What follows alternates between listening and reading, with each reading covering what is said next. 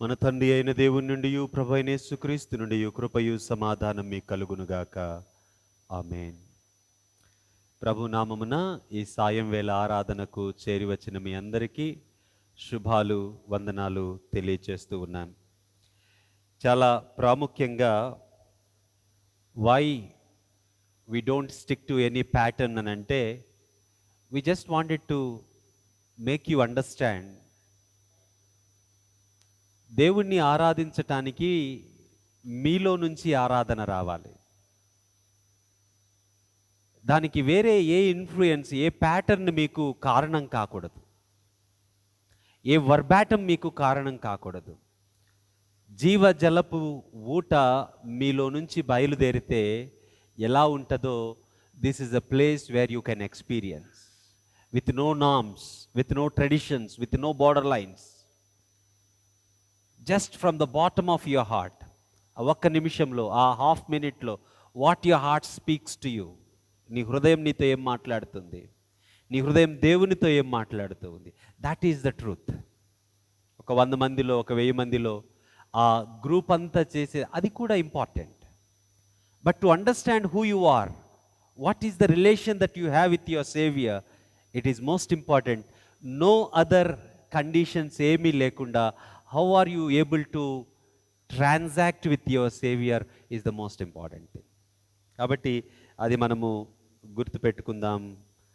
ఆ జ్ఞాపకంలో నుంచి ప్రభువుని మనము ఆరాధిద్దాం. ఈరోజు మన ముందున్న లేఖన భాగాలు లెంట్లోని 2వ ఆదివారం, మత్తయి సువార్త 15వ అధ్యాయం 21 నుంచి, తెస్సలోనికీయులకు రాసిన మొదటి పత్రిక 4వ అధ్యాయం 1వ వచనం నుంచి ఈ 2 లేఖన భాగాలు మన ముందున్నాయి. అయితే ఒక చిన్న డిస్క్లైమర్, లేకపోతే ఒక చిన్న ఇంట్రో లాగా ఒక పాయింట్ నేను మీతో మాట్లాడాలి అని ఆశపడుతున్నా. చాలామంది దేవాలయానికి చాలా రకాల కారణాలను బట్టి వస్తూ ఉంటారు. ఒకటి, దేవుడు ఉన్నాడు, దేవునితో నేను రిలేషన్ కలిగి ఉండాలి, లేకపోతే నా బ్రతుకులో శాపము, నరకము ఇట్లాంటివి వస్తాయన్న భయంతో వచ్చేవాళ్ళు కొంతమంది ఉంటారు. 2, కొంతమంది నాకు కొన్ని బెనిఫిట్స్ కావాలి, సూపర్ పవర్ దగ్గరికి వెళ్తే నాకు ఆ బెనిఫిట్స్ వస్తాయి అనుకుని వచ్చేవాళ్ళు కొంతమంది ఉంటారు. మరికొంతమంది, నేను పలానా ఫ్యామిలీలో పుట్టాను, మా ఫ్యామిలీ ఇక్కడికి వెళ్తుంది, సో నేను కూడా అక్కడికి వెళ్ళాలి. ఇంకొంతమందికి ఇక్కడ కొన్ని పవర్ పాలిటిక్స్ ఉంటాయి, కొన్ని ప్రయారిటీస్ ఉంటాయి వాళ్ళకి. The reason why they come is for that priorities, that self interested thoughts. ఇంకొంతమంది ఈ రక్షకుడితో వ్యక్తిగత సహవాసం కలిగి ఆయన్ని తెలుసుకోవటానికి వస్తూ ఉంటారు. దీనంతట్లో చాలా ప్రాముఖ్యమైన సంగతి ఏంటి అంటే, ఏ విశ్వాసంతో నీవు ఇక్కడికి వస్తూ ఉన్నావో నీకే తెలుసు. ఆ విశ్వాసము నీ దైనందిన జీవితంలో, నీ డే టు డే లైఫ్లో అది నీకు ఉపయోగపడకపోతే, నీ విశ్వాసము నీ జీవితంలో నీకు ఎలా బ్రతకాలో ఆ బ్రతికే సందర్భాలలో హెల్ప్ చెయ్యకపోతే విశ్వాసము కాదు. వారు భక్తి కలిగి ఉందురు కానీ భక్తిలోని శక్తిని ఆశ్రయించని వారు అని లేఖనం సెలవిస్తూ ఉంది. చాలా ప్రాముఖ్యమైన సంగతి. యవనస్తులుగా కానీ మన జీవితాలలో ఆయా సందర్భాలలో బ్రతుకుతూ ఉన్న మన బ్రతుకులో చాలా ప్రాముఖ్యమైన సంగతి ఏంటి అంటే, ఈ వాక్యము, ఈ విశ్వాసము నేను బ్రతకటానికి ఎలాంటి హెల్ప్ చేస్తూ ఉంది. నేను అందుకే ఇంతకుముందు మీతో చెప్పాను, భక్తి మనకు ఉండడం మంచిది, కానీ ఆ భక్తి కంటే కూడా క్రిటికల్ ఐతో టెక్స్ట్ని మనము డీల్ చేయాలి. అలా డీల్ చేసినప్పుడు మన లైఫ్లో ఉన్న క్వశ్చన్స్తో ఈ టెక్స్ట్ దగ్గరకు వచ్చినప్పుడు, ఈ టెక్స్ట్ మన క్వశ్చన్స్కి ఆన్సర్ చేస్తేనే ఇది దేవుని వాక్యం, లేకపోతే ఇది దేవుని వాక్యము కాదు. ఈరోజు ఒక వ్యక్తిని మీ ముందుకు తీసుకొని వస్తాను. ఆ వ్యక్తి దేవుని వాక్యము వినటానికి అవకాశము లేకపోయినప్పటికీ, దేవుని ప్రజలతో సహవాసము కలిగి ఉండడానికి అవకాశము లేకపోయినప్పటికీ, ఆ వ్యక్తి జీవితములో దేవుని వాక్యము, దేవుని గురించిన భావనలు, దేవుని యొక్క విశ్వాసమును గురించిన భావనలు ఎలా ఇచ్చింది, ఆ భావనలు ఆమె బ్రతుకును ఎలాగా నడిపించాయి, ఈ సంగతులు మనము ఈ సాయం వేళ చూద్దాం. ఆ కోణంలో నుంచి ఒకవేళ నిజంగా మన బ్రతుకుకు బైబిల్ అవసరమో కాదో ఆలోచిస్తూ ఈ బైబిల్ని మనము అంటిపెట్టుకొని ప్రస్తుతమున్న మన జీవితంలో ఎటువంటి సవాళ్లను దాటొచ్చో ఆలోచన చేయటానికి ప్రయత్నం చేద్దాం. మత్తయి సువార్త 15వ అధ్యాయంలో మనకు కనపడే వ్యక్తి కనాను స్త్రీ. యేసుక్రీస్తు ప్రభువారు తన పరిచర్య ప్రయాణాలలో తూరు సీదోను ప్రాంతాలకు ఆయన వచ్చాడు. తూరు సీదోను ప్రాంతాలకు ఆయన వచ్చినప్పుడు అక్కడ ఒక కనాను స్త్రీ ఉంది. ఈ కనాను స్త్రీ తన కుమార్తె, మరి వారి ఇంట్లో ఉన్న పురుషుల గురించి ఎటువంటి సమాచారం మనకు తెలియదు, కానీ ఈ కనాను స్త్రీ కుమార్తె దయ్యముతో పీడించబడతా ఉంది. చాలా దీనస్థితిలో బాధను ఆమె అనుభవిస్తూ ఉంది. ఇది మనకున్నటువంటి నేపథ్యం, మనకున్నటువంటి ప్రారంభం. అయితే ఈ లేఖనాన్ని మనము ఆలోచించటానికి యేసుక్రీస్తు ప్రభువారు ఈ లేఖనానికి కొద్ది వచనాల ముందు 14వ అధ్యాయములో పేతురును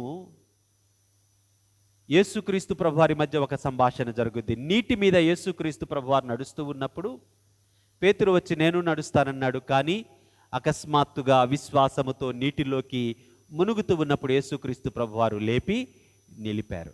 ఆయన అన్నమాట అల్ప విశ్వాసి. 16వ అధ్యాయంలో కూడా యేసుక్రీస్తు ప్రభువారు అంటాడు అల్ప విశ్వాసులారా. సువార్తలలో చాలా సందర్భాలలో అల్ప విశ్వాసులారా అన్న మాటను ఉపయోగిస్తాడు. ఈరోజు అల్ప విశ్వాసము అనే మాట మనకు కూడా ఏమైనా వర్తిస్తుందేమో ఆలోచన చేద్దాం, మనకేమైనా అప్లై అవుతుందేమో ఆలోచన చేద్దాం. లేదంటే విశ్వాసం అంటే ఏంటో, అల్ప విశ్వాసం అంటే ఏంటో కూడా ఈ కనాను స్త్రీ జీవితం ద్వారా చూడటానికి ప్రయత్నం చేద్దాం. ఈ కనాను స్త్రీ ఉన్న ప్రాంతాన్ని రోమా సామ్రాజ్యం ఏలుబడి చేస్తూ ఉంది. రోమా సామ్రాజ్యం ఏలుబడి చేయటానికి సహకరించిన వారెవరు అంటే యూదా మతాధికారులు. కనానీయులను మనం జ్ఞాపకం చేసుకోవాలంటే ఎక్కడ జ్ఞాపకం చేసుకోవచ్చు అంటే వాళ్ళను యెహోషువ గ్రంథం 3వ అధ్యాయంలో యోర్దాను నది దాటి ఇశ్రాయేలీలు తమ అరణ్య ప్రయాణాన్ని ముగించి యోర్దాను దాటి కనానులో ప్రవేశించినప్పుడు కనానులో అనేక జాతుల ప్రజలు ఉన్నారు. వారందరినీ దేవుడు వెళ్ళగొట్టి వారికి ఆ ప్రాంతాన్ని ఇచ్చాడు.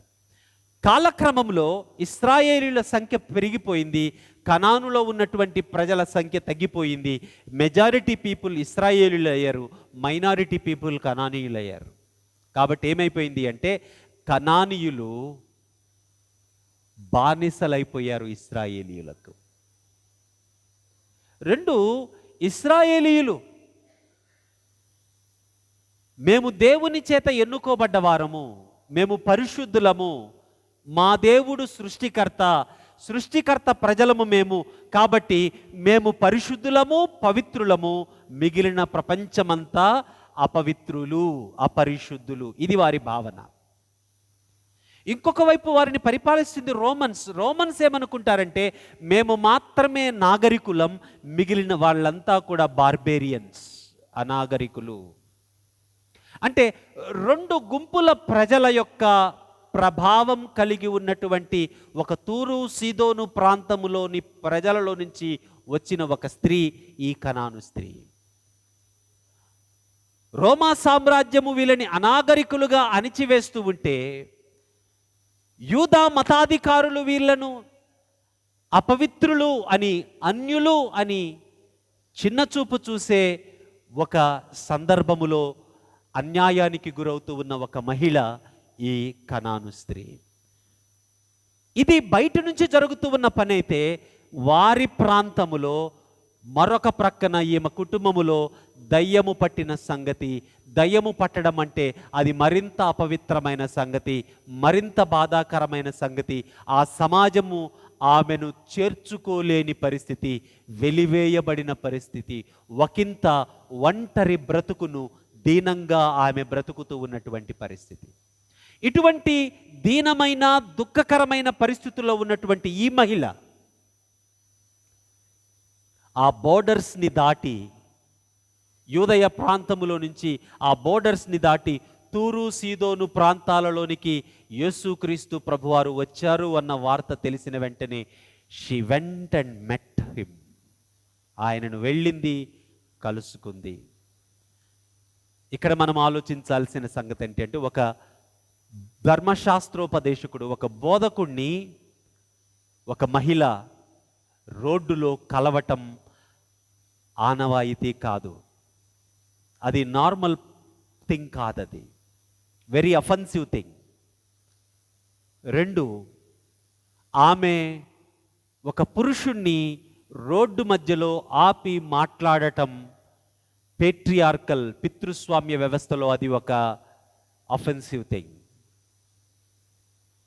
ఇటువంటి కాంటెక్స్ట్లో ఆమె యేసుక్రీస్తు ప్రభువారి దగ్గరకు వెళ్ళింది, యేసుక్రీస్తు ప్రభువారిని పిలుస్తుంది, యేసుక్రీస్తు వారికి ప్రార్థన చేస్తుంది. చూడండి ఏం చేస్తూ ఉందో. 21-22 వచనాలలో, యేసు అక్కడి నుండి బయలుదేరి తూరు సీదోనుల ప్రాంతములకు వెళ్ళగా, ఇదిగో ఆ ప్రాంతము నుండి కనాను స్త్రీ ఒకతే వచ్చి, ప్రభువా, దావీదు కుమారుడా, నన్ను కరుణింపుము.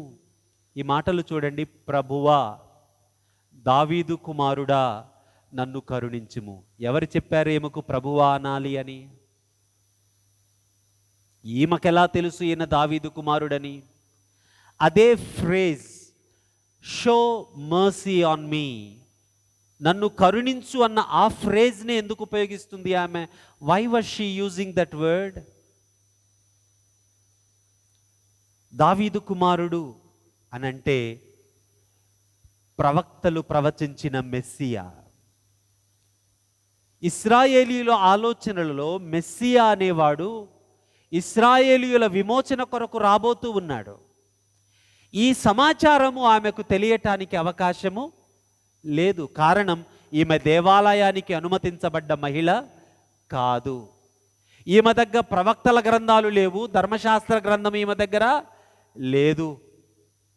ఇటువంటి ఒక సందర్భములో ఉన్న ఈమె, మీరు ఆలోచన చేయండి, ఎలా తెలిసింటది ఈమెకు ఈయన దావీదు కుమారుడు అనాలి అని?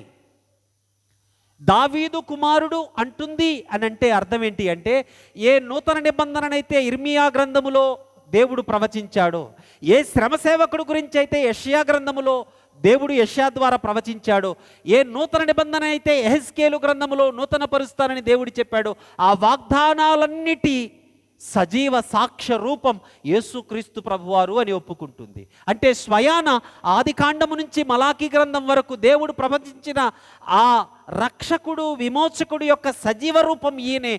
దేవాది దేవుడే నా మధ్యకు దిగి వచ్చాడు అన్న ఆ ఒప్పుదల ఆమె ఎలా వచ్చింది ఆమెకు? అంత కన్విక్షన్, అంత అండర్స్టాండింగ్ ఎలా వచ్చింది ఆమెకు? I don't know. కానీ ఒకటి మాత్రం నేను చెప్పగలను, మీకు నాకు ఉన్నంత సౌలభ్యం ఆ రక్షకుడి నుంచి తెరుచుకోవడానికి ఆమెకు మాత్రం లేదు. That's for sure, I can tell you.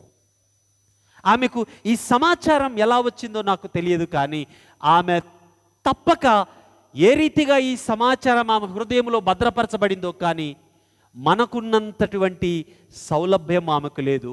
ఇంకోలాగా చెప్పాలంటే యూదులకు ఉన్నటువంటి సౌలభ్యం కూడా ఆమెకు లేదు. కానీ ఆమె అంటుంది, దావీదు కుమారుడా యేసు, నన్ను కరుణించుము. ఎందుకు కరుణించు అన్న మాట ఉపయోగిస్తుంది ఆమె? కరుణించు అని ఎవరు వాడతారు? కరుణించు అని వాడేవారు ఎవరు అంటే సాధారణంగా న్యాయాన్ని కోరుకునేవారు. కరుణించు, కరుణించు అనే మాట, షో మర్సీ అనే మాట శరణం వేడేవారు ఉపయోగించే మాట. అది వాళ్ళు most lowest point of their life, వారి జీవితం యొక్క అత్యంత దయనీయమైన, బాధాకరమైన, లోతైనటువంటి ఒక దిగజారిన స్థితిలో నుంచి ఒక ఉన్నతమైన స్థాయిలోని వ్యక్తికి హెల్ప్ చెయ్యి, నీ చెయ్యి చాపు, నన్ను పట్టుకో, నాకు హెల్ప్ చెయ్యి అని అడిగే ఒక ఫ్రేజ్ అది కరుణించు అన్న మాట. అంటే ఒక ప్రక్కన రోమా సామ్రాజ్యము, యూదా మతాధికారులు, దయ్యం పట్టిన స్థితి, మహిళగా తన పరిస్థితి, వీటన్నిటిలో తాను వ్యక్తిగతంగా తన కుమార్తె కుటుంబ పరంగా అనుభవిస్తూ ఉన్న అన్యాయాన్ని, అవమానానికి జవాబు ఇచ్చే వ్యక్తి ఈయన అని దావీదు కుమారుడు అనుటలో ఆమె తెలియచేస్తూ ఉంది, ఒప్పుకుంటూ ఉంది, తన నమ్మికను వెళ్ళబుచ్చుతూ ఉంది. కరుణించు అని అనుకుటలో నీవు న్యాయాన్ని చేస్తావు, ఆ న్యాయాన్ని నాకు జరిగించు అని ప్రాధేయపడుతుంది. నీవు న్యాయాన్ని చేయాలి అంటే న్యాయం ఎవరు చేస్తారు? అధికారము ఉన్న వ్యక్తి న్యాయం చేస్తాడు. న్యాయం కోసం ఎవరి దగ్గరికి వెళ్తారండి? ఊరి పెద్ద దగ్గరికి వెళ్తారు. ఎందుకని? ఇంట్లో గొడవైతే న్యాయం కోసం తండ్రి దగ్గరికి వెళ్తారు. ఎందుకని? You know that he has that authority. ఊరి పెద్దకు ఆ అథారిటీ ఉంది, జడ్జికి ఆ అథారిటీ ఉంది. అథారిటీ దగ్గరికి వెళ్తావు నువ్వు. She was believing that he is the authority, that she can go and plead for justice. న్యాయము కొరకు ఆయనను వేడుకోగలను అని ఆమెకు నమ్మిక కలిగింది. ఈ నమ్మిక సాధారణమైనటువంటి నమ్మిక కాదు. ఈ నమ్మికతో మీ నమ్మికను ప్రశ్నించుకోవలసిన ఆవశ్యకత ఈ సాయం వేళ మీ జీవితాలలో, నా జీవితంలో ఉంది.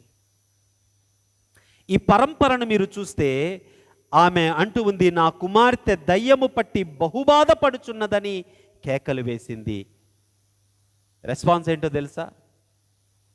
23rd verseలో, అందుకాయన, కవిత చదువురా, అందుకాయన, ఇంగ్లీష్ ఉంది, ఓకే నేను అందుకాయన ఆమెతో ఒక్క మాట అయినను చెప్పలేదు. ఒక్క మాట కూడా ఆయన చెప్పలేదంట. బహుశా ఈ సందర్భం చాలామందికి చదవటానికి కష్టంగా ఉంటుంది, ఆలోచించటానికి కష్టంగా ఉంటుంది. మేబీ క్రీస్తు మనకి ఈరోజు హెల్ప్ చేయాలి అర్థం చేసుకోవటానికి. ఒక్క మాట కూడా, అంత వేదనతో ఉన్న ఆ మహిళను ఎలా ఆయన ప్రక్కకు పెట్టాడు? కరుణ కలిగిన వాడు కదా, ప్రపంచమంతటి కొరకు ప్రాణం పెట్టడానికి వచ్చిన వాడు కదా, ఎలా ఆయన ఆమెను ప్రక్కన పెట్టాడు? ఎందుకని ఆమె అంతగా కేకలు వేస్తూ ఉంటే, ప్రాధేయపడుతుంటే, మరొక ప్రక్కన ఆశ్చర్యకరంగా దావీదు కుమారుడా యేసు ప్రభువా నన్ను కరుణించు అని ప్రాధేయపడుతుందంటే ఎంత థియోలాజికల్లీ ప్రొఫౌండ్గా ఆమె మాట్లాడుతూ ఉంది. చాలామంది ఇశ్రాయేలీయులకు లేని ఆలోచన ఆమెకు ఎలా వచ్చింది? How was not he responding to her?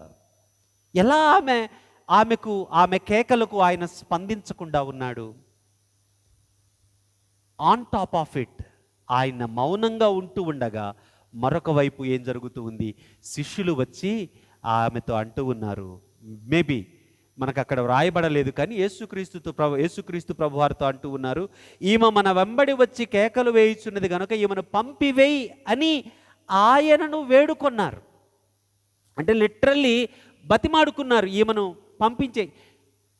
బహుశా నేను అనుకుంటాను, నా మాట ఇది, మీరు ఆలోచన చేయండి. నేను అనుకుంటాను వాళ్ళు ఆల్రెడీ చాలా ఆమెను గద్దించి ఉంటారు. నోరు మూసుకోమ్మా, వెళ్ళిపోయి ఇక్కడి నుంచి, నువ్వు అసలు ఇలా మాట్లాడకూడదు, ఈడ బోధకుడు కదా ఉంది, వీళ్ళు నువ్వెలా ఆపుతావు, నువ్వు అన్యురాలవి, నువ్వు కనాను స్త్రీవి, యూదుడైన ఈయన్ని ఎలా ఆపుతావు నువ్వు? బహుశా సమ్ వర్బల్ డైలాగ్ అయి ఉంటుందేమో.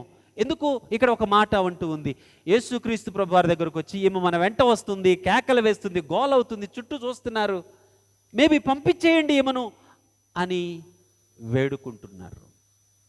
నా ప్రశ్న ఏంటంటే, మీరు ఆలోచించాల్సింది ఏంటి అంటే, ఇశ్రాయేలీల శిష్యులు కదా వీళ్ళందరూ, ఎవరు? ఇశ్రాయేలీ యూదులు కదా.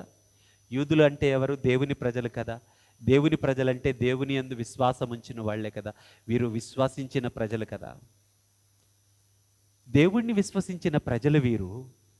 ఒక మహిళ తన కుటుంబ వేదనంతటినీ తీసుకుని వచ్చి ఆయన ఎదుట నుంచొని కేకలు వేస్తూ ఉంటే ఎలా ఆమెను గద్దించగలిగారు వాళ్ళు? ఎలా ఆమెను తోలనాడగలిగారు వాళ్ళు? మరొక ప్రక్క యేసుక్రీస్తు ప్రభు వారి దగ్గరికి వెళ్ళి ఎలా ఈమెను పంపించివే ఇక్కడి నుంచి అని అలగలిగారు? ఏం విశ్వాసం వారిది? అసలు ఇశ్రాయేలీయులు పవిత్రులు ఎందుకయ్యారు? మిగిలిన ప్రపంచమంతా అపవిత్రులు ఎందుకయ్యారు? దేవుడు ఇశ్రాయేలీయులను ఎన్నుకున్నాడు కాబట్టి తమను తాము పవిత్రులుగా వారు భావించడంలో తప్పులేదు, కానీ ఆ భావనలో నుంచి వారు చేసిన పని ఏంటి అంటే మేము పవిత్రులం, మిగిలిన వారందరూ అపవిత్రులు అని లేబుల్ చేసేశారు ప్రపంచాన్ని. ఇశ్రాయేలీయులు అనుకున్నది ఏంటంటే ఈయన మాకు మాత్రమే దేవుడు, మిగిలిన వారికి దేవుడు కాదు.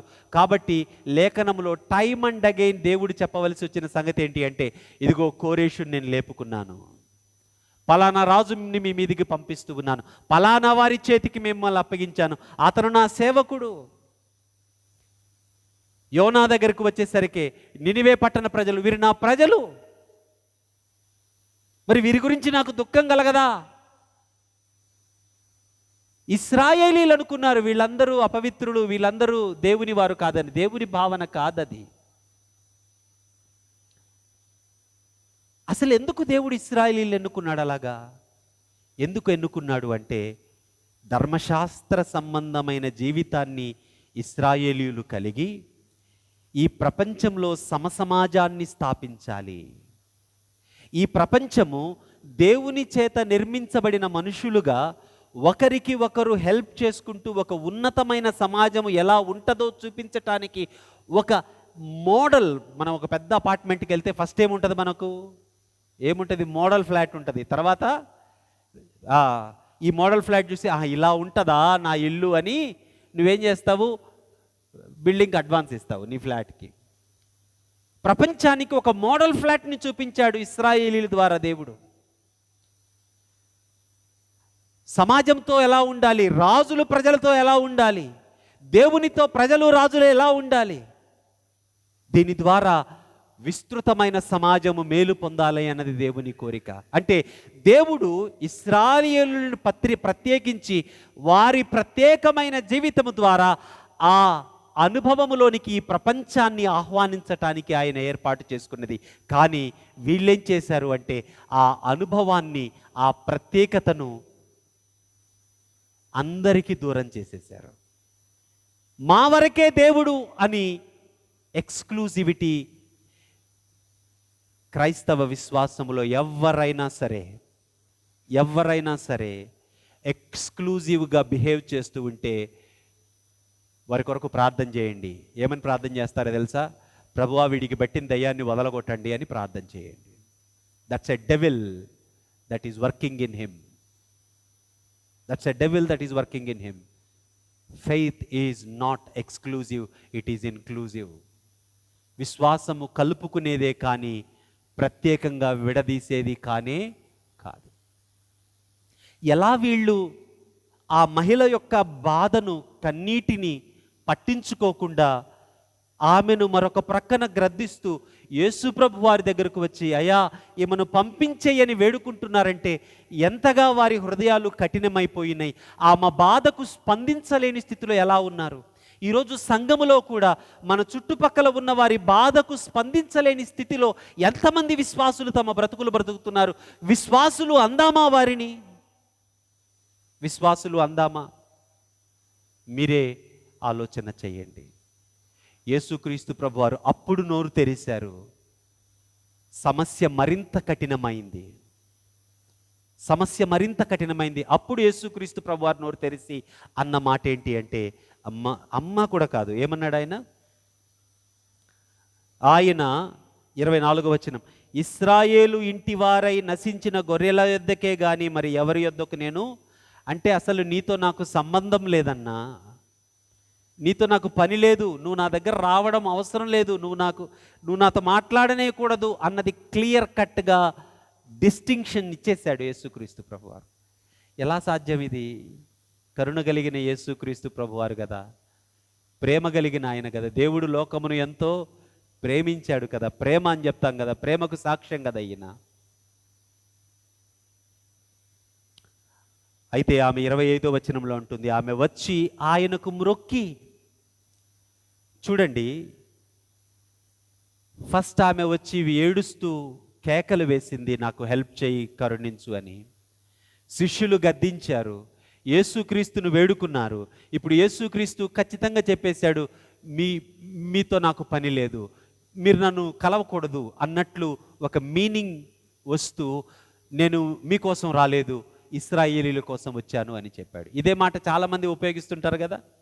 చాలా చోట్ల కొంతమంది హైందవ సహోదరులు కూడా, ఇస్లాం సహోదరులు కూడా యూదుల కోసం, ఇస్రాయేలీల కోసం యేసుక్రీస్తు ప్రభు వచ్చాడు అన్నాడు చూడు అంటారు కదా. చూద్దాం.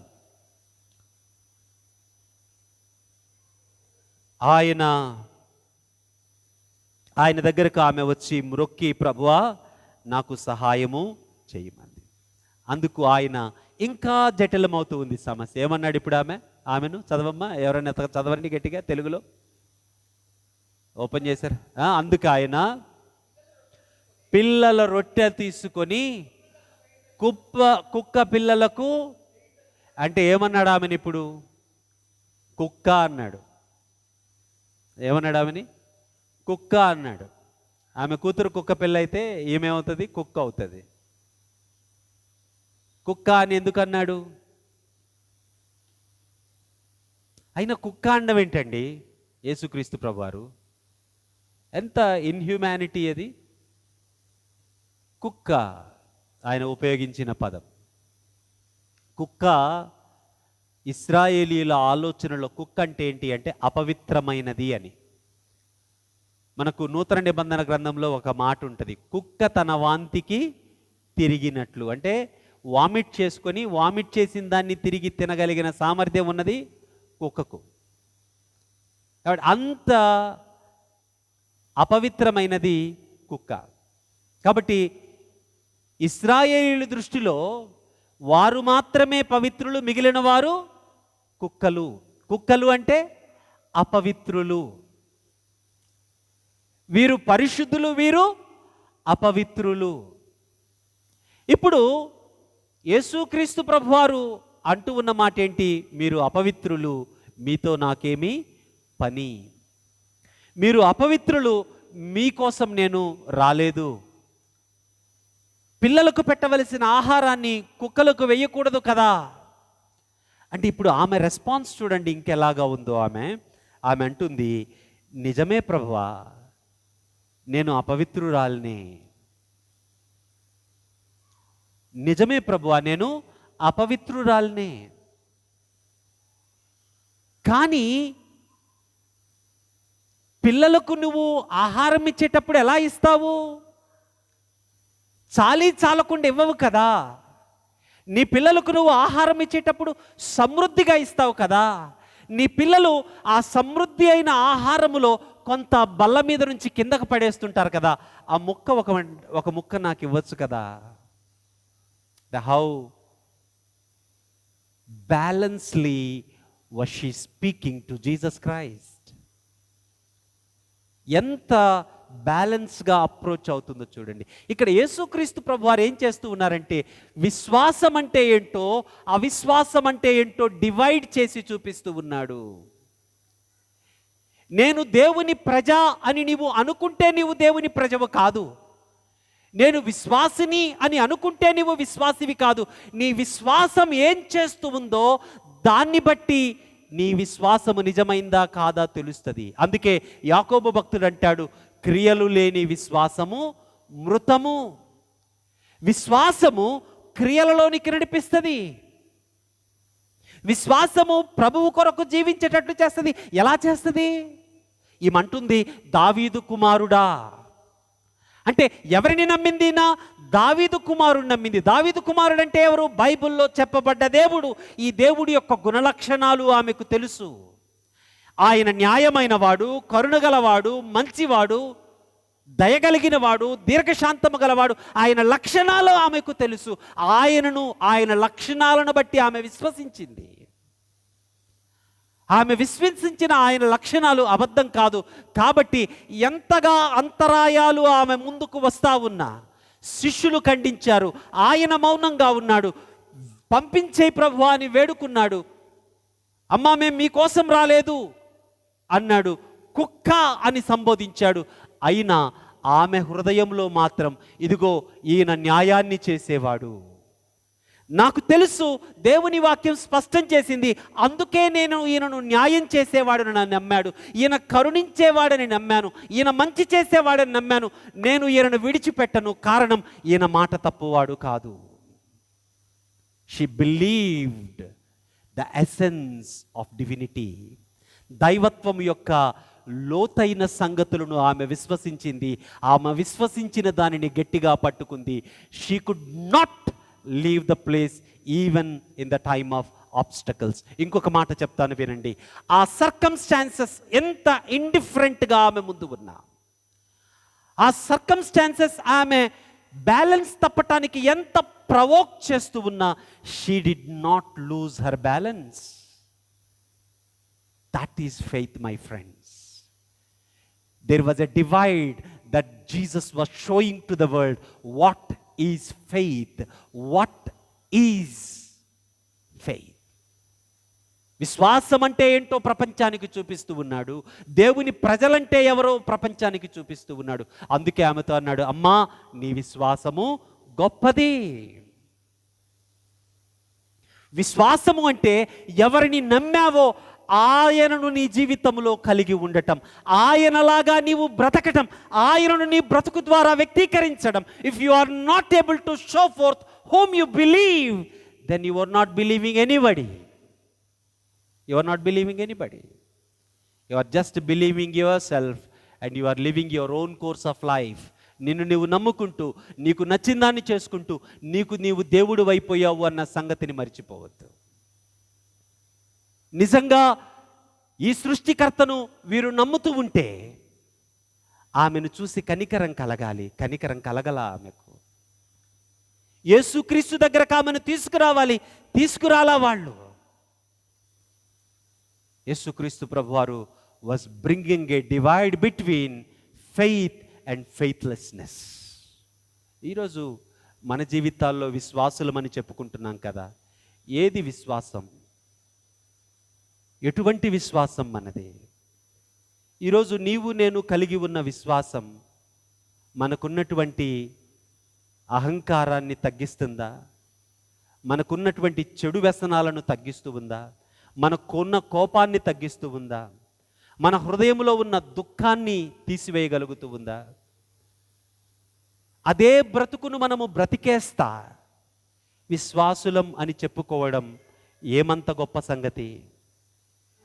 ఆలోచన చేయండి. యేసుక్రీస్తు ప్రభువారు ఆమెతో అన్నమాట, అమ్మా నీ విశ్వాసము గొప్పది, నీవు కోరినట్టే నీకు అవునుగాక అని ఆమెతో చెప్పెను. ఆ గడియలోనే ఆమె కుమార్తె స్వస్థత పొందెను. ఈరోజు నీ జీవితంలో నీ బ్రతుకు ఎలాగుందో నీకు తెలుసు. నీ బ్రతుకు మారాలి అంటే ఫస్ట్ ఎవరు మారాలి? నువ్వు మారాలి. ఎలా మారాలి? నీ విశ్వాసం ఏంటో నువ్వు చెక్ చేసుకోవాలి. ఎవరి మీద నీ ఫెయిత్? ఎవరి మీద నీ ఫెయిత్? నీ ఫెయిత్ ఒకవేళ ఓడిపోయే వ్యక్తి మీద అయితే, దీనత్వము లేని వ్యక్తి మీద అయితే, నీ ఫెయిత్ ఈ లోకానుసారంగా బ్రతికే వ్యక్తి మీద అయితే, నీ జీవితం కూడా అలాగే ఉంటుంది.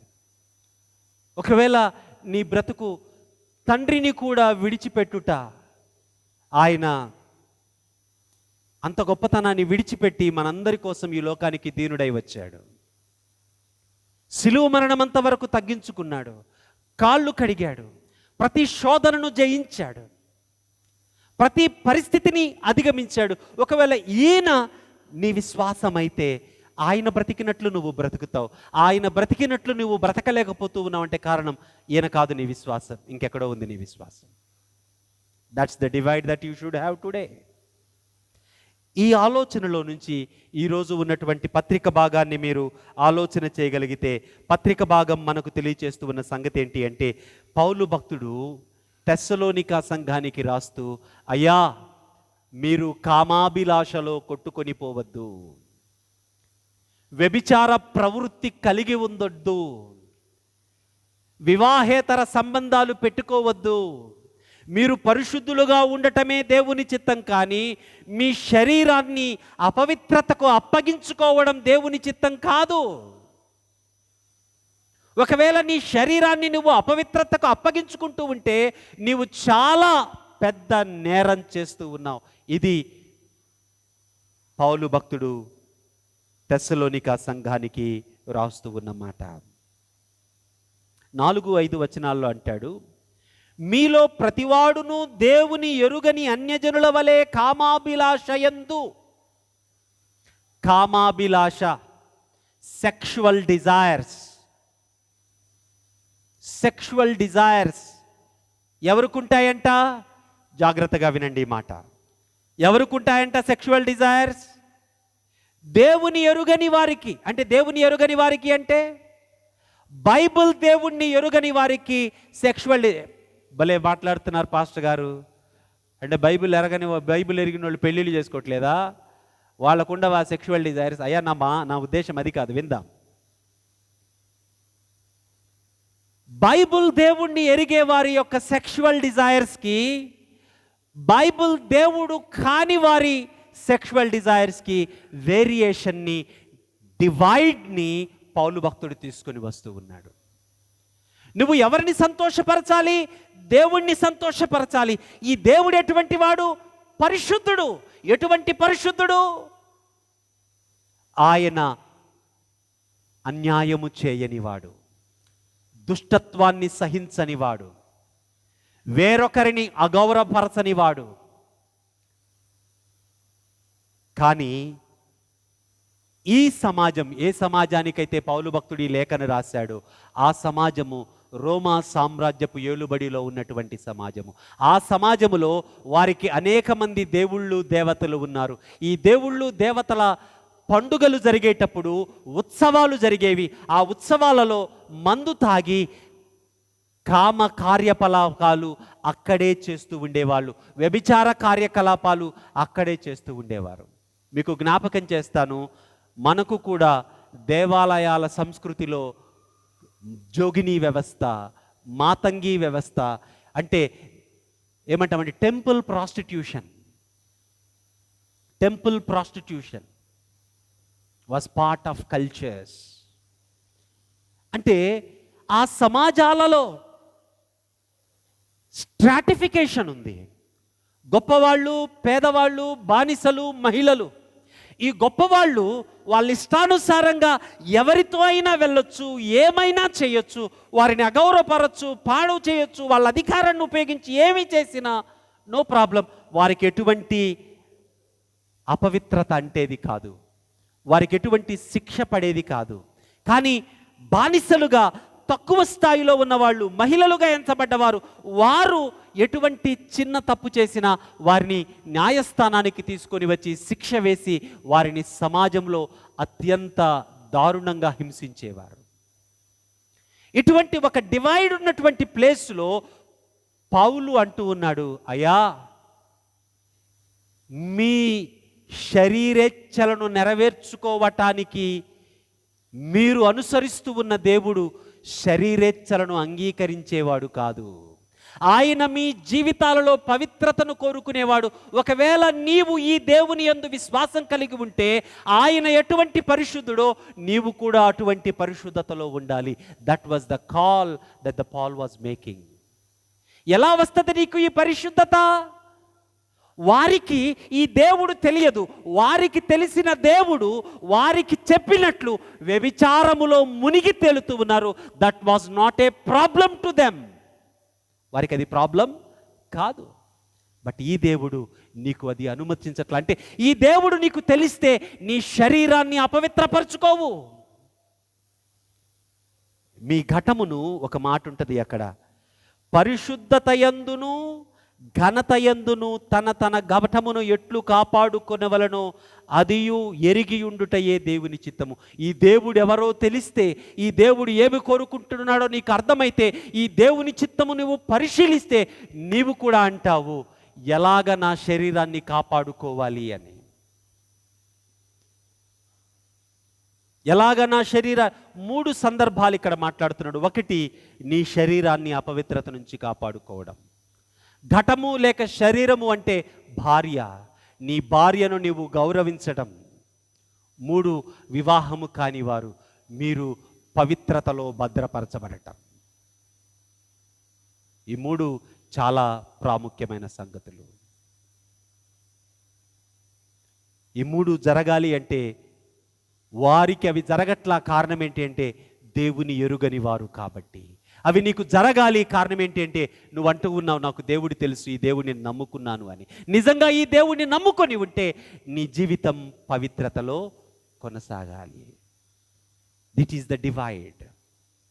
నీ లైఫ్ యాక్టివిటీస్, నీ డిస్కషన్స్, నీ ఫ్రెండ్షిప్స్, నీ డిజైర్స్, మేనిఫెస్టెడ్ యాక్షన్స్, ఇవన్నీ ఏం చెప్తాయి అంటే నువ్వు ఎవరిని నమ్ముతున్నావో చెప్తాయి. నువ్వు అన్యాయం చేస్తూ ఉంటే న్యాయమైన దేవుణ్ణి నమ్మట్లేదు అని అర్థం. That is the simple divide. యేసుక్రీస్తు ప్రభువారు విశ్వాసమేంటో అవిశ్వాసమేంటో, కనాను స్త్రీ యొక్క విశ్వాసాన్ని, శిష్యుల యొక్క అవిశ్వాసాన్ని స్పష్టంగా చూపించాడు. పౌలు భక్తుడు అన్యులు కామాభిలాషయందు వారు విస్తరిస్తూ ఉన్నారు. కారణం ఏంటి అంటే వారి సంస్కృతి వారికి అది తప్పు అని చెప్పట్లా, కాబట్టి దాన్ని వారు చేస్తూ ఉన్నారు. అంటే వారు దేన్ని చేస్తున్నారో వారికి తెలిసి ఇష్టంగా దాన్ని చేస్తున్నారు. నీవు ఎవరిని నమ్మావని చెప్తూ ఉన్నావో ఆయన తెలుసో తెలియదో నీ బ్రతుకులో ఉన్న సంగతులను బట్టి నీవు అర్థం చేసుకోవచ్చు. Today the challenge that comes before you, నీ ముందుకు వచ్చే సవాల్ ఏంటి అంటే నువ్వేం కోరుకుంటున్నావో నీకు తెలుసు కదా. యవనస్తులుగా, కుటుంబాలుగా మనందరము ఆలోచించుకోవలసింది, ఎన్ని బలహీనతలతో మనం కొట్టుకుంటున్నాం, ఎన్ని బలహీనతలను మనం అసహించుకుంటున్నాం, ఎన్నిటిలో జయాన్ని కోరుకుంటూ ఉన్నాం. వాటన్నిటిలో ఆ బలహీనతల్లో మనం మునిగిపోవటానికి కారణం ఏంటి అంటే అక్కడ మన విశ్వాసము దేవుని పైన లేదు. అక్కడ మనమేమి అల్ప విశ్వాసములో ఉన్నాము. Let us help one another. అల్ప విశ్వాసములో మునిగిపోతూ ఉన్న వ్యక్తికి ఎవరు సాయం చేశారు? యేసుక్రీస్తు ప్రభువారు సహాయం చేశాడు. Look for your Jesus in your life. నీ జీవితంలో యేసుక్రీస్తు ప్రభువారిని చూడు. I'm not telling that a divine one who is sitting the right hand of the father. నీ చుట్టూ, నీ సమాజంలో, నీ కుటుంబములో, లేకుంటే నీ స్నేహితుల మధ్య, నీ సంఘములో, నీ సహవాసములో నీ కొరకు యేసుక్రీస్తుగా ఉన్న వ్యక్తిని చూడు. Come in to community, unity, come together.